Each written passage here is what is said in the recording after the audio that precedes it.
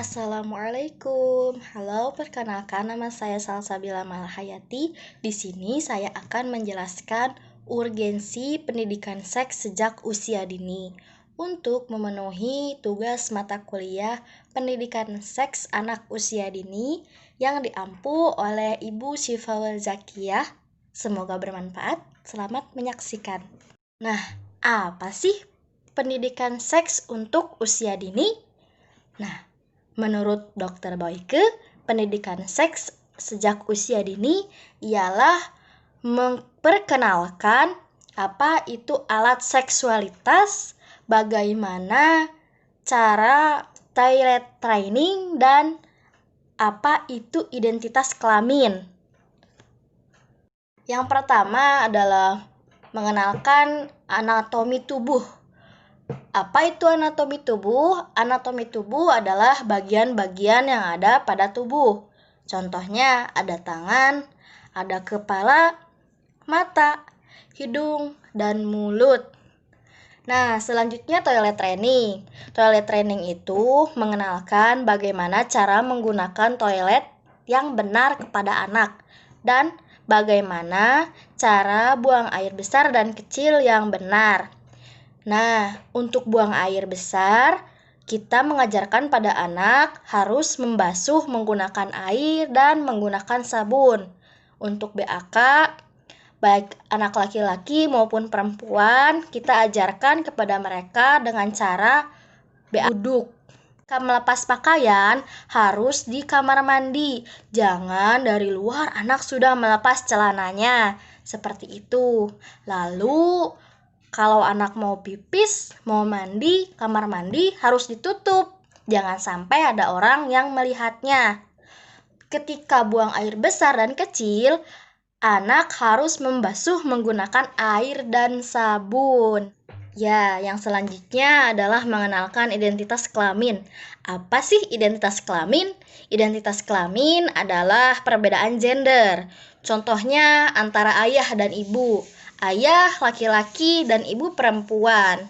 Contoh fisik dari perbedaan gender yang sering kita lihat adalah ayah memiliki kumis dan ibu tidak memiliki kumis. Ayah berjenggot dan ibu tidak memiliki jenggot.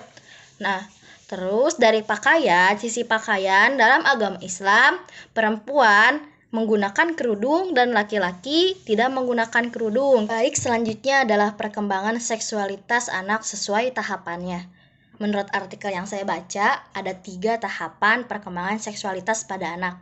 Yang pertama adalah 0 sampai 2 tahun. Yang kedua adalah 2 sampai 5 tahun. Dan yang ketiga adalah 5 sampai 7 tahun. Nah, yang pertama adalah 0 sampai 2 tahun, di mana pada usia ini anak penasaran dengan bagian tubuh mereka. Mereka sering meraba bagian tubuh mereka seperti meraba mulut, meraba hidung, bahkan meraba alat kelamin mereka. Untuk menunjang keingintahuan anak, maka orang tua diharuskan mengenalkan bagian-bagian tubuh kepada anak, seperti mengenalkan kepala, tangan, mulut, dan bagian tubuh yang lainnya.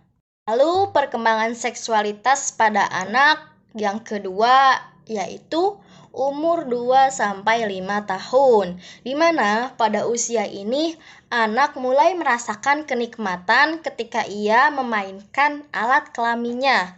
Dan kejadian yang paling umum terjadi pada laki-laki di usia 4-5 tahun. Dalam sebuah artikel, saya membaca bahwa seorang ibu menemukan anaknya sedang menggaruk dan menggesek-gesekkan alat kelaminnya di kasur. Nah, apa sih yang harus ibu lakukan ketika melihat anak seperti itu? Hal pertama yang harus ibu lakukan adalah menanyakan kepada anak, kenapa anak melakukan tindakan seperti itu.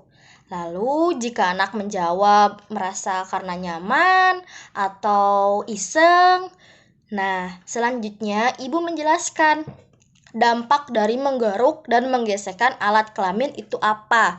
Nah, dampak dari menggaruk alat kelamin ialah alat kelamin akan menjadi lecet dan membuat anak merasa kesakitan. Nah, Solusinya apa ya biar anak tidak melakukan tindakan seperti itu lagi? Maka tindakan yang paling baik adalah mengajarkan anak bagaimana cara merasakan kenikmatan lain selain dengan mencederai alat kelamin mereka. Bisa mengajak anak bermain atau menonton video edukasi yang intinya bisa menghilangkan fokus anak dari memainkan alat kelamin mereka.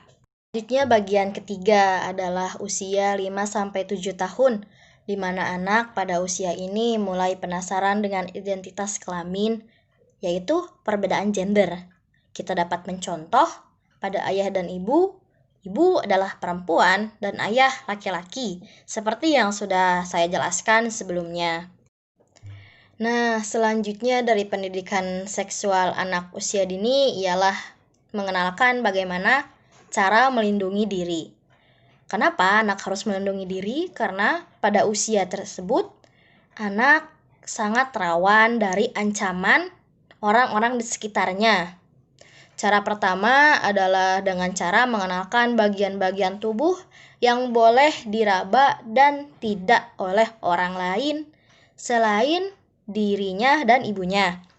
Nah, bagian yang tidak boleh diraba oleh orang lain adalah mulut, dada, alat kelamin, dan pantat.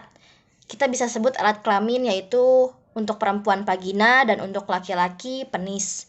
Oh iya, untuk menjelaskan kepada anak, jangan sampai menggunakan bahasa-bahasa isyarat atau bahasa-bahasa simbol seperti penis itu burung atau titit atau bahasa simbolis lainnya.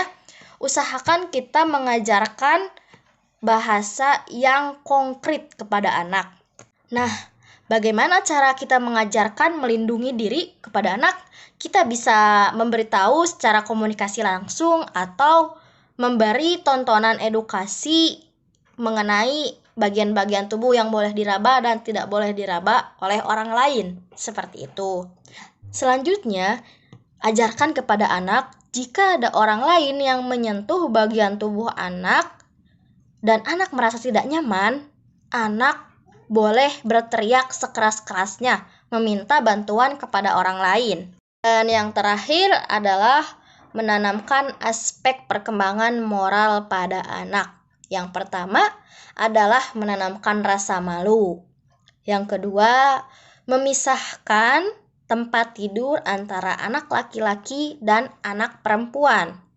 Ketika mandi, anak tidak boleh mandi berdua dengan saudara laki-lakinya ataupun saudara perempuannya.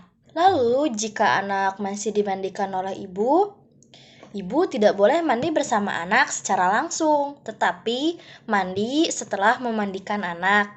Seperti itu karena itu akan merusak perkembangan mental anak menurut artikel yang saya baca. Baik, mungkin sekian pembahasan dari saya. Sebelumnya saya memohon maaf bila ada kesalahan dari apa yang telah saya bahas. Dan terima kasih. Semoga bermanfaat. Assalamualaikum warahmatullahi wabarakatuh.